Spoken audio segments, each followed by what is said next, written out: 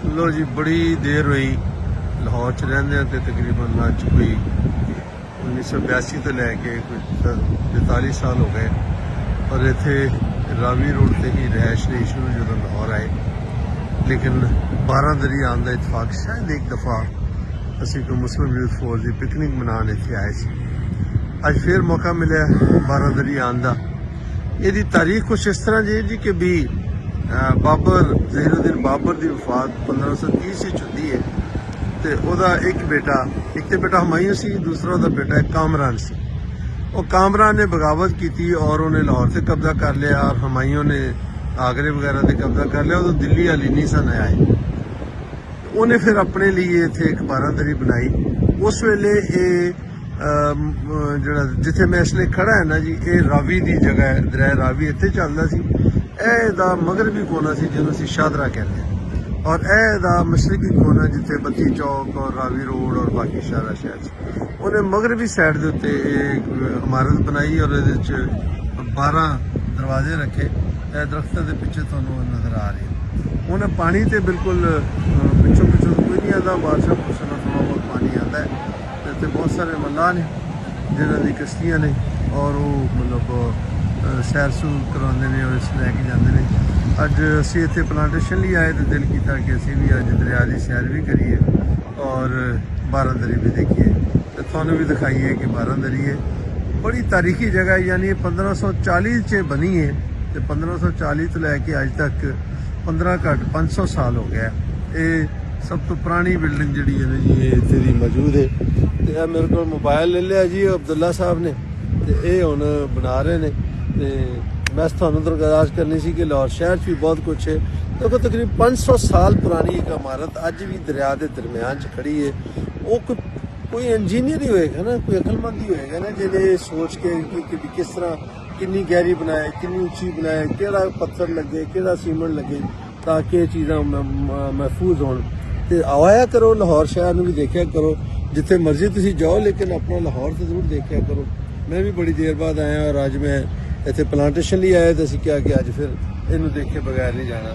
अपना शहर है, देखा करो, रज रज के देखा करो। बेशुमार तारीखी चीज़ें इतने मौजूद ने। अज वैसे अलहमदुलिल्लाह मौसम ही बड़ा अच्छा है, बारिश भी हो के दी है। जगह देखने का मौका मिला और जय खाली जी इंतजार करांगे कि किसी भी लाहौर शहर की पुरानी चीज़ों को।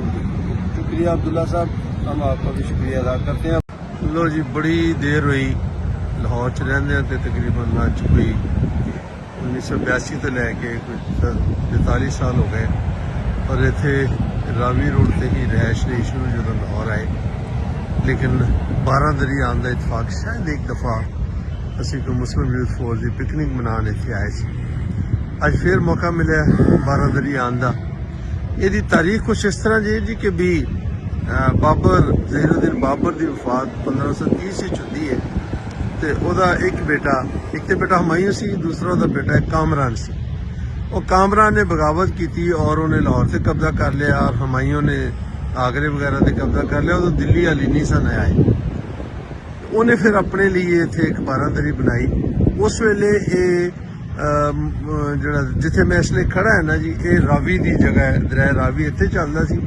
एदा मगरबी कोना सी जिन्होंने असीं शादरा कहते हैं, और एदा मशरकी कोना जिथे बत्ती चौक और रावी रोड और बाकी सारा शहर उन्हें मगरबी साइड के उत्ते एक इमारत बनाई और ये 12 दरवाजे रखे। दरख्तों के पिछे तुहानूं नज़र आ रही है।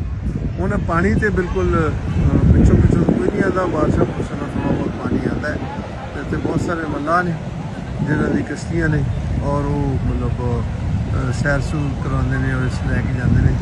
अज असी इत्थे प्लांटेशन लिए आए तो दिल किया कि असी भी अज दरिया की सैर भी करिए और 12 दरी भी देखिए, तो थानू भी दिखाइए कि 12 दरी है। बड़ी तारीखी जगह है, यानी 1540 च बनी है तो 1540 तो लैके अज तक 15 घट 500 साल हो गया। ये सब तो पुरानी बिल्डिंग जी है ना जी, इत्थे दी मौजूद है। तो मेरे को मोबाइल ले लिया जी अब्दुल्ला साहब ने, तो ये हुण बना रहे हैं। तो मैं थानू दरखास्त करनी सी कि लाहौर शहर भी बहुत कुछ है। देखो तकरीबन 500 साल पुरानी एक इमारत अज भी दरिया के दरम्यान खड़ी है। वो ਕੋਈ ਇੰਜੀਨੀਅਰ ਹੀ ਹੋਏਗਾ ਨਾ, ਕੋਈ ਅਕਲਮੰਦ ਹੀ ਹੋਏਗਾ ਨਾ, ਜਿਹਨੇ ਸੋਚ ਕੇ ਕਿ ਵੀ ਕਿਸ ਤਰ੍ਹਾਂ ਕਿੰਨੀ ਗਹਿਰੀ ਬਣਾਏ, ਕਿੰਨੀ ਉੱਚੀ ਬਣਾਏ, ਕਿਹੜਾ ਪੱਥਰ ਲੱਗੇ, ਕਿਹੜਾ ਸੀਮੈਂਟ ਲੱਗੇ ਤਾਂ ਕਿ ਇਹ ਚੀਜ਼ਾਂ ਮਹਿਫੂਜ਼ ਹੋਣ। ਤੇ ਆਇਆ ਕਰੋ ਲਾਹੌਰ ਸ਼ਹਿਰ ਨੂੰ ਵੀ ਦੇਖਿਆ ਕਰੋ, ਜਿੱਥੇ ਮਰਜ਼ੀ ਤੁਸੀਂ ਜਾਓ, ਲੇਕਿਨ ਆਪਣਾ ਲਾਹੌਰ ਤਾਂ ਜ਼ਰੂਰ ਦੇਖਿਆ ਕਰੋ। ਮੈਂ ਵੀ ਬੜੀ ਦੇਰ ਬਾਅਦ ਆਇਆ ਔਰ ਅੱਜ ਮੈਂ ਇੱਥੇ ਪਲਾਂਟੇਸ਼ਨ ਲਈ ਆਇਆ ਤੇ ਅਸੀਂ ਕਿਹਾ ਕਿ ਅੱਜ ਫਿਰ ਇਹਨੂੰ ਦੇਖੇ ਬਗੈਰ ਨਹੀਂ ਜਾਣਾ। ਆਪਣਾ ਸ਼ਹਿਰ ਹੈ, ਦੇਖਿਆ ਕਰੋ, ਰਜ ਰਜ ਕੇ ਦੇਖਿਆ ਕਰੋ। बेशुमार तरीकी चीज़ें इतनी मौजूद ने। अज वैसे अलहमदुलिल्लाह मौसम ही बड़ा अच्छा है, बारिश भी होके दी है, जगह देखने का मौका मिला और इंजॉय कर गुलक जी इंतजार करांगे कि किसी भी लाहौर शहर की पुरानी चीज़ों को। शुक्रिया अब्दुल्ला साहब, हम आपका भी शुक्रिया अदा करते हैं।